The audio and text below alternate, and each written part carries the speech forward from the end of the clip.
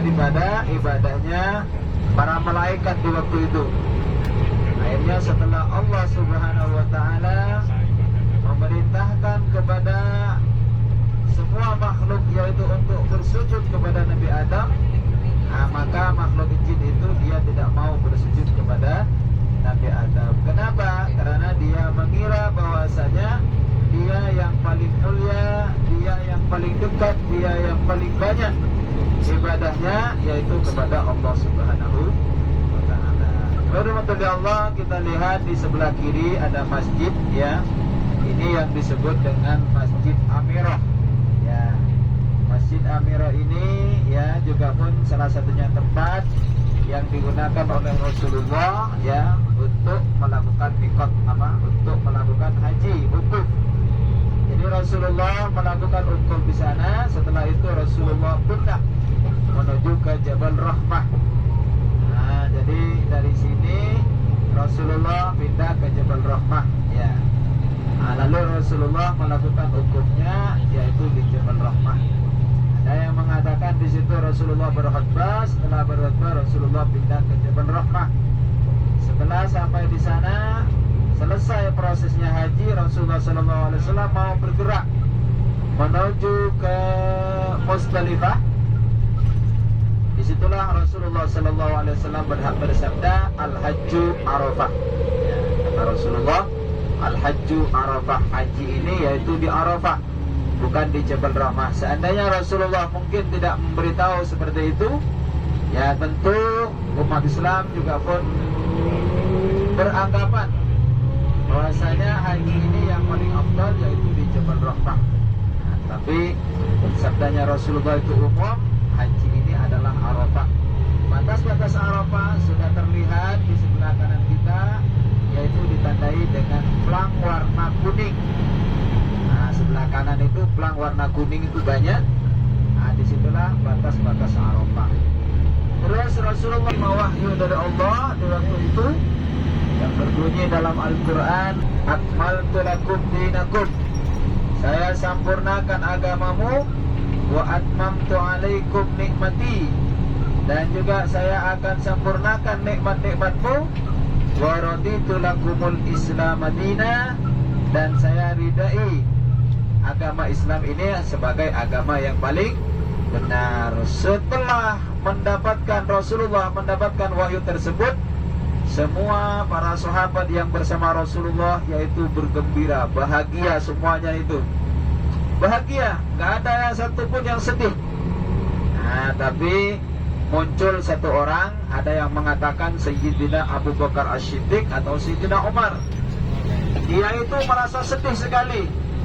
Yang lain bahagia, semuanya itu bergembira karena Allah sudah merespon agama Islam ini sebagai agama yang paling benar. Akhirnya sahabat ini dia merasa sedih sekali.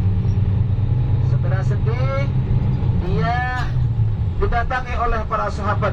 Semua para sahabat datang kepada beliau. Dia berkata, wahai Abu Bakar, kenapa kamu itu sangat sedih sekali? Ada apa? Ini sudah Allah Subhanahu wa Ta'ala sudah merespon agama kita, sudah menerima agama kita. Bahkan agama kita ini adalah agama yang paling baik, sudah disempurnakan oleh Allah Subhanahu wa Ta'ala hari ini. Sayyidina Abu Bakar berkata kepada sahabatku, wahai sahabatku, kalian boleh yaitu berbahagia gembira, tapi perlu diketahui, kata Sayyidina Abu Bakar As-Siddiq, kalau Rasulullah ini sudah kalau Allah Subhanahu wa Ta'ala sudah menyempurnakan agamanya, otomatis Allah Subhanahu wa Ta'ala akan memanggil, yaitu adalah nabinya, yaitu adalah rasulnya, yaitu Rasulullah SAW. Akhirnya semua para sahabat itu memahami di waktu itu. Dia memikirkan apakah benar perkataan Sayyidina Abu Bakar ini, apakah salah. Maka benarlah apa yang terjadi kepada Allah. Setelah Rasulullah selesai melakukan ibadah haji ini, Rasulullah pulang ke kota Madinatul Munawwarah. Sampai di kota Madinah, maka Rasulullah sering sakit, Rasulullah sering demam, Rasulullah SAW sehingga berakhirlah pada bulan Rabiul Awal, yaitu umur Rasulullah sallallahu alaihi wasallam. Maka hajinya Rasulullah ini disebut dengan haji wada, atau haji yang dilakukan oleh Rasulullah hanya sekali saja seumur hidup Rasulullah sallallahu alaihi wasallam. Makanya banyak sekali para ulama-ulama termasuk ulama Saudi bahwasanya haji ini yaitu dilakukan hanya sekali saja, yaitu seumur hidup. Itu betul ya Allah. Tetapi ulama-ulama yang lain, karena di situ belum ada pembatasan dari Rasulullah SAW, maka ulama yang lain juga pun berpendapat bagi siapa yang berhaji berulang-ulang, maka itu termasuk menembus segala dosa-dosa kita ini. Itu maksudnya Allah. Jadi al-umratu ilal umrati kafaratun lima bainahuma, atau al-hajjul mabrur laisa lahu jazaa'un illal jannah. Itu maksudnya Allah. Akhirnya Rasulullah keluar dari Arafah ini menuju ke sebuah tempat yang disebut dengan Musdalifah. Kita sekarang ini akan menuju ke Musdalifah. Di Musdalifah ini tidak ada jamaah yang pakai tenda di sana. Hanya tidur di pelataran. Mabit di sana, satu malam tidur di sana dengan alas seadanya saja. Pemerintah Saudi hanya menyiapkan alas terpal plastik yang ukurannya mungkin 3x6. Disitulah nanti dihitung jemaahnya, misalnya sampai 100 orang, mungkin hanya dikasih 2 terpal itu saja, 2 plastik yang besar itu yang ukurannya 3x6 atau 6x6, jadi sangat lebar sekali. Disitulah jemaah akan melakukan mabit. Mabit ini bahasa Arab, bahasa kita yaitu nginep. Nginep itu saja. Dan di Arafah ini juga pun disunnahkan jemaah haji untuk mengambil batu, paling sedikit yaitu 7 butir. Tujuannya apa? Tujuannya untuk melakukan jumrah. Tujuannya untuk melontar jumrah. Kata jemaah itu memukul setan. Memang awal mulanya Nabi Ibrahim itu setelah diperintahkan oleh Allah untuk menyembelih putranya, disitulah malaikat Jibril, disitulah jin-jin mencoba menguji kesabaran Sayyidina Nabi Ismail, Sayyidina Ismail dan juga Sayyidina Ibrahim. Jadi disitulah dicoba dengan beberapa cobaan sehingga bisa menggagalkan untuk membunuh anaknya, yaitu Nabi Ismail alaihissalam. Nanti kita juga pun akan lihat di sana posisinya berada di Mina. Nanti saya tunjukkan untuk Allah. Itulah betul Allah. Maka di Arafah ini, di Musdalifah ini, jamaah haji itu menyiapkan batunya di sana. Tapi misalnya kita nggak bisa untuk mengambil batu di sana, kita juga pun bisa mengambil batu di tempat-tempat yang lain.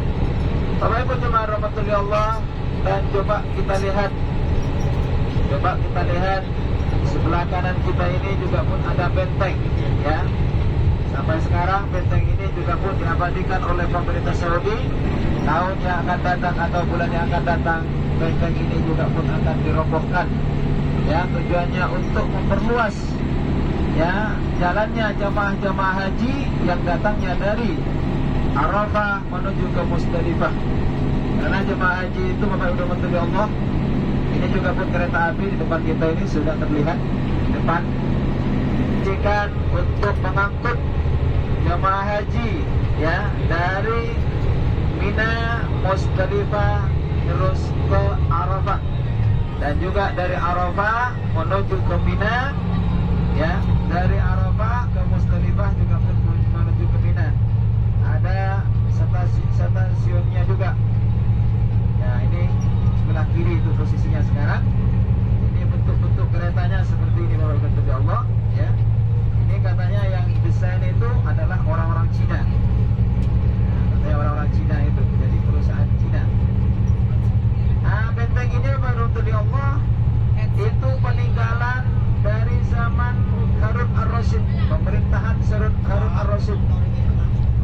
punya istri yang namanya Siti Subaidah. Ya, Siti Subaidah ini bermimpi digauli atau digerumuni ya banyak orang, sehingga Siti Subaidah ini merasa malu untuk bercerita kepada suaminya yaitu Harun ar-Rasyid. Akhirnya Siti Subaidah ini ya melalui pembantunya untuk memberitahu ya bahwasanya Siti Subaidah mengalami mimpi seperti ini. Akhirnya Harun ar-Rasyid ini mengambil kesimpulan untuk membuat saluran air ya, tujuannya untuk mempermudah jemaah haji untuk bersih-bersih, untuk mandi, untuk ngambil wudhu dan sebagainya. Dirahmati Allah, sampai sekarang bentengnya itu masih ada. Di kawasan sini ini Bapak Ibu dirahmati Allah, inilah yang disebut dengan Musdalifah. Nah, kita sudah memasuki Musdalifah.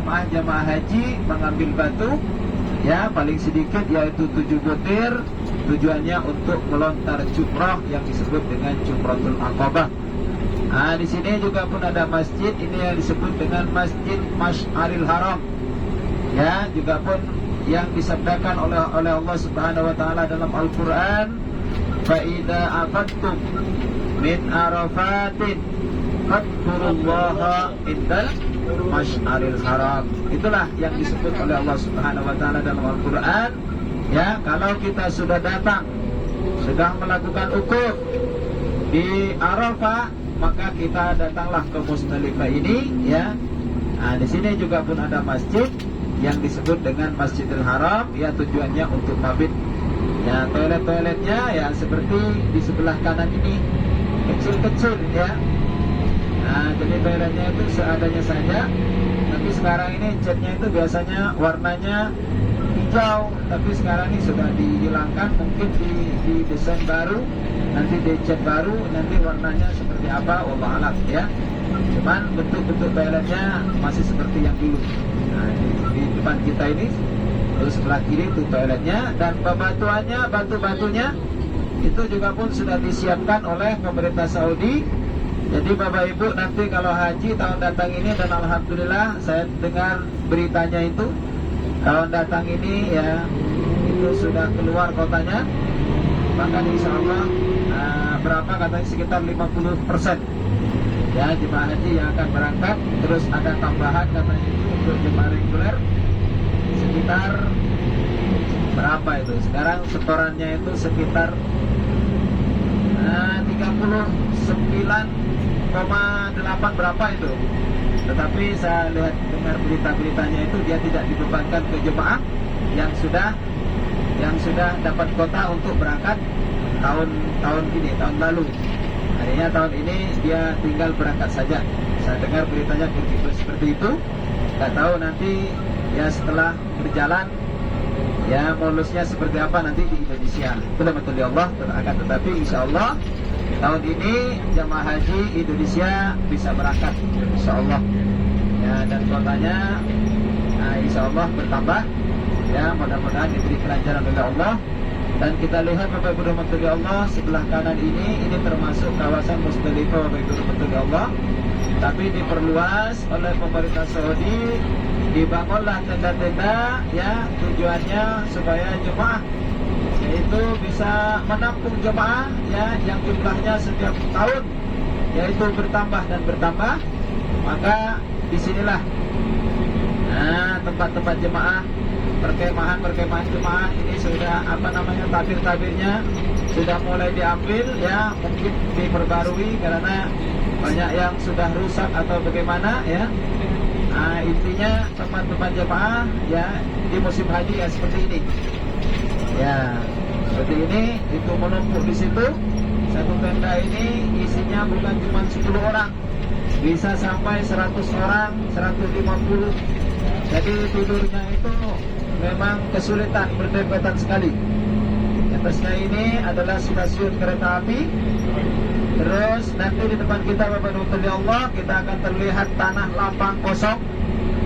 Sengaja pemerintah Saudi tidak dibangunkan tenda-tenda, karena di tempat ini merupakan tempat yang mana Allah Subhanahu wa taala menghancurkan burung ababil. Ya, yang di sebelah kanan ini di antara Musdalifah, ini Musdalifah. Di depan kita ini adalah Mina. Jadi di sebelah kanan ini memang tempat yang mana Allah Subhanahu wa taala menghancurkan raja-raja Abraha ya melalui tentaranya, yaitu burung ababil yang membawa batu, lalu batu itu dilemparkan kepada raja-raja Abraha yang tujuannya untuk membongkar, merobohkan Ka'bah Baitullah. Maka disitulah Allah Subhanahu wa taala menggambarkan orang tersebut seperti orang yang kena penyakit kulit, ya, seperti ulat yang memakan daun. Dalam Al-Quran disebutkan, alam tara kaifa fa'ala rabbuka bi ashabil fil alam yaj'al kaidahu fi tadlil wa arsala alaihim tayran ababil. Artinya mengirimkan burung-burung ababil, tarbihim bi hijaratin min sijil faja'alahum ka'asfin ma'kul. Rahmatullahi Allah. Di sebelah kiri kita nampak, di sini depan kita tuh kelihatan ada tugu kecil di atas bukit ini, Bapak Ibu dari Allah. Tuh lihat di sebelah kiri. Nah, itu di atas bukit. Nah, kita lihat di situ. Ini bus ini sudah berhenti ya. Monggo silakan kalau kita mau ngambil foto, diambil gambarnya di atas bukit itu, nanti saya terangkan. Terus di atas bukit itu dua kanan kiri itu adalah Istana Raja. Nah, di atasnya itu Istana Raja. Jadi tugu itu, warahmatullahi Allah, tempat ya penyembelihan Nabi Ibrahim, penyembelihan Nabi Ismail ya, yang diperintahkan oleh Allah untuk menyembelih putranya yaitu Ismail. Ya tentunya yang menyembelih yaitu ayahnya, yaitu Nabi Ibrahim alaihissalam. Sehingga Allah Subhanahu wa taala mengganti tempat penyembelihan Nabi Ismail ini, yaitu dengan malaikat Jibril, diganti yaitu dengan kambing.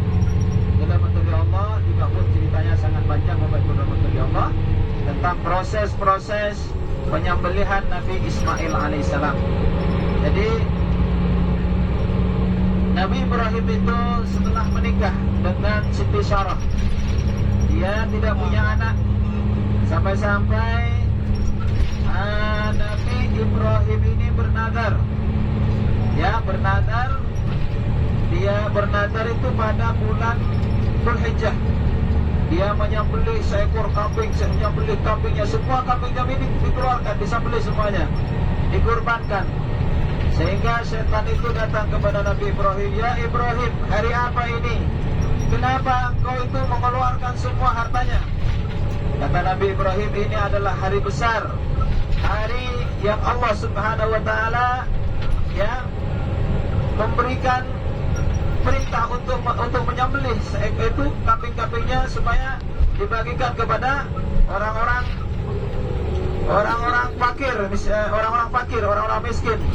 Maka kata Nabi Ibrahim, seandainya aku punya anak laki-laki, maka hari ini dengan saya akan disembelih juga.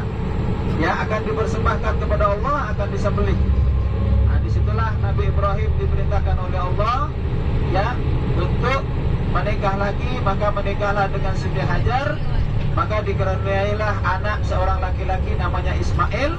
Setelah besar Ismail diperintahkan oleh Allah untuk disembelih. Lalu untuk Allah kita lihat di sebelah kiri kita itu di ujung ada jembatan, beberapa jembatan. Disitulah Bapak Ibu Allah yang disebut dengan jumrah ataupun tempat jumrah, tempat memukul setan. Ya, tempatnya Nabi Ibrahim alaihissalam memukul setan. Tetapi Bapak Ibu Allah, sumurnya itu tidak terlihat dari sini. Hanya dilihat satu sumur saja yang disebut dengan Jumratul Kubra. Ya, Jumratul Kubra di situ. Jadi di situ Rahmatullahi Allah. Dan kita lihat juga pun di sebelah kiri terowongan itu di ujung sebelah kanan. Sebelah kanan ada terowongan dua, satunya besar, satunya kecil. Di sebelah kanan itu masih di depan kita. Itulah yang disebut dengan terowongan Mina ya. Yang terjadi tragedi mungkin di sekitar tahun 90-an. Karena terowongan itu dulu hanya satu terowongan untuk uji coba. Ya. Dan Bapak Ibu Allah, kalau kita haji biasanya ikut ke Tirasana, itu biasanya tempat wukufnya, tempat mabitnya itu di sebelah kiri kita ini. Sebelah kiri. Ke sini ini 111 sampai 113. Nah, itu sebelah kanan itu. Itu terowongan Mina namanya, yang ditanya oleh jemaah dari kemarin, terowongan Mina di mana. Jadi dulu Mina itu hanya di sekitar sini saja Bapak Ibu Allah. Melihat kondisi jemaah setiap tahun makin bertambah. Setiap tahun makin bertambah dan bertambah. Akhirnya pemerintah Saudi dan juga didukung oleh pemerintah termasuk dari Indonesia ataupun dari negara-negara yang lain untuk berinisiatif ya membangun terowongan. Karena jemaah umroh itu kalau melintasi bukit nggak dibikin terowongan mungkin terlalu capek, terlalu lelah, dan mungkin peminatnya itu nggak ada. Akhirnya pemerintah Saudi itu bikin percobaan untuk membuat terowongan. Awalnya terowongan itu hanya satu, jadi keluar masuknya itu dari satu terowongan. Nah, karena alatnya mungkin belum canggih, di sebelah kanan namanya muasib ya. Di sini juga pun paling banyak jemaah Indonesia, bahkan jemaah reguler itu semuanya itu diposisikan sebelah kanan. Nah, itu ini termasuk Mina yang paling luas di sini Bu ya. Namanya muasib. Ya betul ya Allah. Memakai mesin atau dengan alat-alat yang lainnya, sehingga di musim haji itu ya listriknya itu tak kuat, maka matilah jeklek itu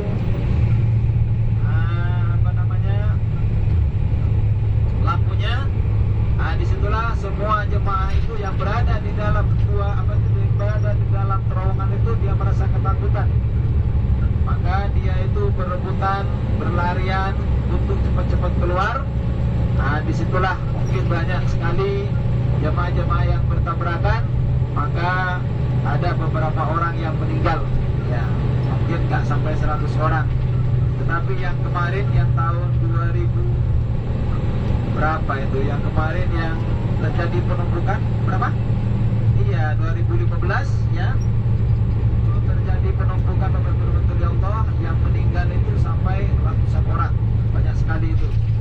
Itu meninggal itu karena dia tidak bisa bernapas, mau mundur nggak bisa, maju nggak bisa, karena di depan itu ditutup atau bagaimana. Tragedinya di waktu itu memang di Saudi ini mengalami masa-masa ujian ya, sampai ada grand jatuh itu di Masjidil Haram, itu juga pun di masa-masa itu. Jadi masa-masa ujian umat Islam di waktu itu ya, akhirnya banyak yang meninggal, yaitu di Mina. Alhamdulillah Allah. Alhamdulillah Allah. Jadi Mina ini itu juga pun tempatnya jemaah haji. Di Mina ini alhamdulillah Allah, jemaah haji itu mulai tanggal 8 Dzulhijjah ya. 8 Dzulhijjah ini itu yang disebut dengan tarwiyah ya, tarwiyah. Jadi berangkat dari tanggal 9 Dzulhijjah, tanggal 7 Dzulhijjah, nginap di tanggal 9 Dzulhijjah, tanggal 8 Dzulhijjah nginap ya, terus tanggal 9 Dzulhijjah yaitu bergerak menuju ke Arafah ya. Setelah duhur di Arafah ya, terus dia melakukan mabit sebelum tenggelam matahari. Semua jemaah itu ya akan diangkut lagi oleh bis-bis pemerintah Saudi ya, diangkut, dibawa ke Musdalifah, disesuaikan dengan maktab-maktabnya, maktab 1 sampai maktab 100 itu semuanya sudah diberikan tanda-tandanya semuanya. Jadi yang maktab 1 itu tetap ke maktab 1 ya, sampai di Mina juga pun maktab 1. Jadi dia nggak akan berubah-berubah, sehingga untuk mempermudah jemaah ya, dilihat dari gelangnya biasanya itu dari maktab berapa. Nah, disitu sudah diangkut semuanya. Setelah terbit matahari ya, nah dari Musdalifah itu diangkut lagi ya, diangkut lagi yaitu menuju ke Mina. Nah, dari Mina itu jemaah haji sudah siap-siap untuk melakukan jumroh yang pertama. Itu waktunya pada tanggal 9 itu tanggal 10 Dzulhijjah. Itu jumroh yang pertama. Dia membawa batu 7 butir, dia langsung jumroh yang disebut dengan Jumratul Aqabah. Nah, Jumratul Aqabah. Nah, disitulah jemaah itu langsung bertahallul. Setelah bertahallul, akhirnya terbebaslah jemaah itu dari semua larangan-larangan ihram kecuali satu, yaitu berhubungan suami istri. Masih ada halangannya, kecuali kita sudah melakukan tawaf sa'i, ya, tawaf haji, tawaf 7 putaran dengan sa'i juga pun 7. Nah, baru kita ini diperbolehkan untuk berhubungan suami istri. Jadi kalau cuma jumroh saja itu masih ada larangan-larangan, ya, untuk tidak boleh untuk melakukan hubungan suami istri. Dirahmati Allah. Jadi pada tanggal 10, pada tanggal 11 jemaah haji itu digerakkan lagi untuk untuk melakukan jumroh. Itu yang dilontar 3 sumur. Satu sumur ini yaitu 7 butir batu, ya, dengan ucapan satu batu, betul, dengan melontar satu persatu, ya, yaitu dengan ucapan Bismillahirrahmanirrahim. Terus berdoa kepada Allah, Rahman Nisyayatin, ya Allah, ya, Maha Besar Allah, ya, saya melontar batu ini, ya, tujuannya untuk memukul setan. Itu Rahman Nisyayatin, yaitu memukul setan. Dari Allah sampai 7 kali, nanti pindah ke sumur yang satunya 7 kali juga, pindah lagi ke sumur yang terakhir, namanya Jumratul Kubra. Nah, itu juga pun melontar lagi, yaitu 1 kali, 7 kali lagi, 7 butir juga. Nah, di situ tanggal 12 yang dilakukan juga pun seperti yang tanggal 11, 3 sumur semuanya juga pun dilontarkan jumroh. Terus tanggal 13, ya, ada jemaah haji itu yang pulang tanggal 12, ya, yang disebut dengan nafar awal. Nah, jadi tanggal 12 itu juga pun diperbolehkan untuk pulang.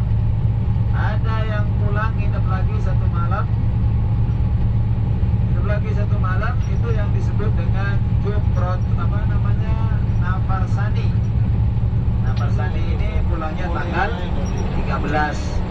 Allah. Jadi proses-prosesnya di Mina ini 3 hari, dari tanggal 10, 11, 12, tanggal 13, baru dia pulang ke hotelnya masing-masing. Terus dia akan melakukan tawaf yang disebut dengan tawaf haji, ya, tawaf haji 7 putaran.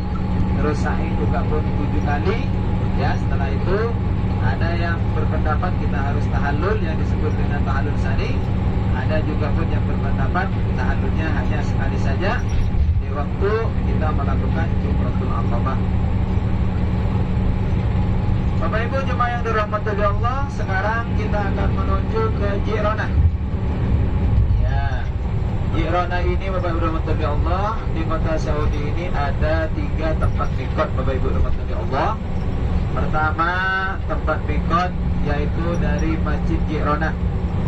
Dan di Masjid Ji'ranah ini Bapak Ibu dirahmati Allah, kata para ulama, adalah tempat mikot yang paling afdal.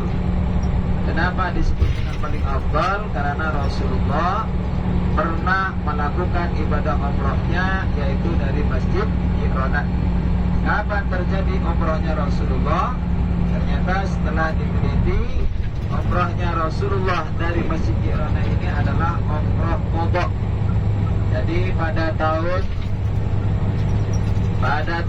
ke-6 Hijriah, ya, ke-6 Hijriah, pada tahun ke-7 Hijriah, Rasulullah ini bermimpi masuk ke kota Mekah dengan memakai ihram, dengan melakukan tawaf sa'i sampai tahallul. Sehingga mimpi Rasulullah itu diberitakan kepada para sahabat, maka semua para sahabat meyakini bahwasanya pada tahun itu Rasulullah atau umat Islam bisa menaklukkan kota Mekah Al-Mukarramah. Ternyata setelah Rasulullah berjalan dengan para sahabat, maka Rasulullah mendapatkan penghadangan oleh orang kafir Quraisy terjadi, yaitu di Sumaisi. Di situ ada perkampungan namanya perkampungan Hudaybiyah. Nah, setelah dapat penolakan Rasulullah, akhirnya Rasulullah mengadakan sebuah perjanjian di sana.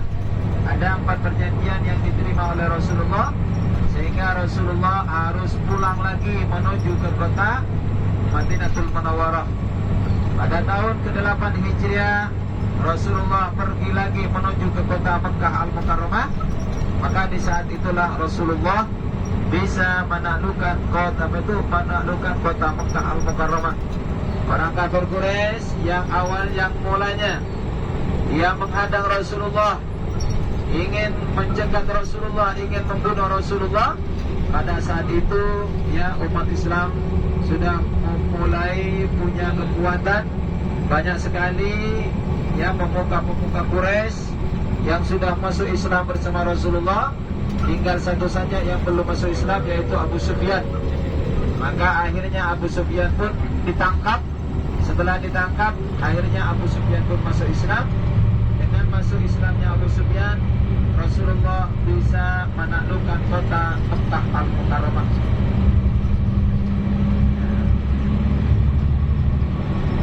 Bisa menaklukkan kota Mekah Al-Mukarramah, sehingga setelah ditaklukkan oleh Rasulullah, Rasulullah melanjutkan perjalanannya, ya, ingin menuju ke kota Taif, ingin menyebarkan agama Islam di kota Taif, ya, karena sebelumnya Rasulullah ini di kota Taif diusir oleh penduduk Taif. Rasulullah dihujani dengan batu oleh penduduk Taif. Rasulullah juga pun dipukul dengan kotoran unta sampai kakinya Rasulullah berdarah-darah, yaitu di kota Taif. Maka di waktu itu malaikat Jibril datang kepada Rasulullah. Kata malaikat Jibril, ya Muhammad, tolong tunjukkan bukit yang mana yang kau perintahkan, nanti saya akan cabut dan saya akan timpahkan kepada penduduk Taif ini. Tapi kata Rasulullah, wahai Jibril, jangan lakukan ini. Saya masih mengharapkan dan masih meyakini nanti anak cucunya akan datang kepadaku dan orang itu juga pun akan masuk Islam, kata Rasulullah SAW. Akhirnya malaikat Jibril pun tidak melakukan hal tersebut, sehingga Rasulullah pulang lagi ke kota Mekah Al-Mukarramah. Setelah Fathul Mekah, Rasulullah balik lagi ke kota Taif. Di perjalanan itu Rasulullah mendapatkan penghadangan di kawasan Hawazin. Di kawasan Hawazin ini Rasulullah berperang dengan penduduk Hunain. Akhirnya peperangan itu juga pun dimenangkan oleh Rasulullah, sehingga Rasulullah mendapatkan harta ghanimah yang sangat besar sekali, yang sangat banyak sekali, dan banyak sekali umat-umat Hawazin atau umat-umat Hunain yang masuk Islam bersama Rasulullah SAW. Dia ikut perjalanan Rasulullah pulang ke kota Mekah Al-Mukarramah. Akhirnya Rasulullah berhenti di sebuah perkampungan yang disebut dengan Jidronah, atau dikenal juga dengan Jukronah. Jukronah itu satu nama, Bapak Ibu rahmatullahi Allah.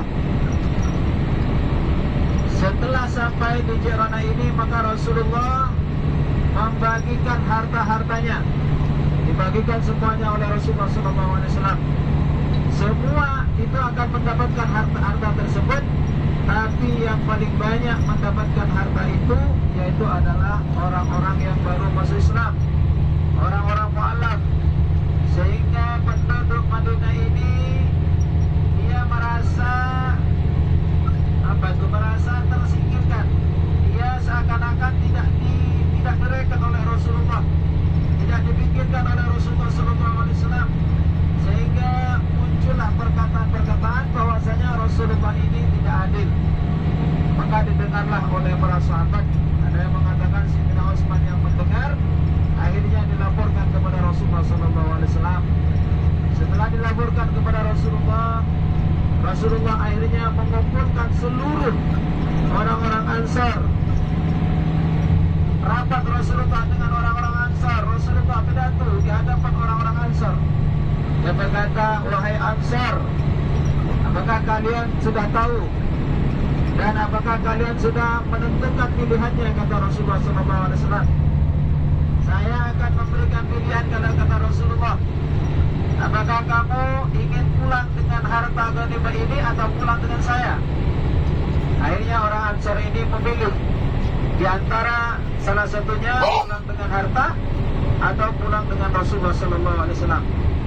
Maka orang-orang Ansar mengambil kesimpulan, dia memilih pulang bersama Rasulullah ke kota Madinatul Munawwarah daripada pulang dengan harta. Sehingga Rasulullah itu melepaskan semua harta-harta tersebut dibagikan oleh Rasulullah. Setelah dibagikan selesai prosesnya Rasulullah, maka Rasulullah mengajak kepada para sahabat untuk melakukan ibadah umrah, yaitu niatnya yaitu dari Masjid Ji'ronah. Dan alhamdulillah kita sekarang juga pun akan melakukan miqat, yaitu dari Masjid Ji'ronah. Kemarin juga pun ada yang jemaah yang mengambil miqat dari Masjid Tanim ataupun Masjid Aisyah. Ya, ada sekitar 7 orang, Masya Allah. Itu semangat-semangatnya, yang tidak dihiraukan rasa capeknya. Yang penting keluarganya bisa diumrohkan insya Allah. Dan sekarang ini kita juga pun akan mengumrohkan keluarga kita yang sudah meninggal, ya. Jadi yang sudah meninggal hari ini dengan kita bisa diumrohkan, tapi syaratnya yaitu 1 orang saja.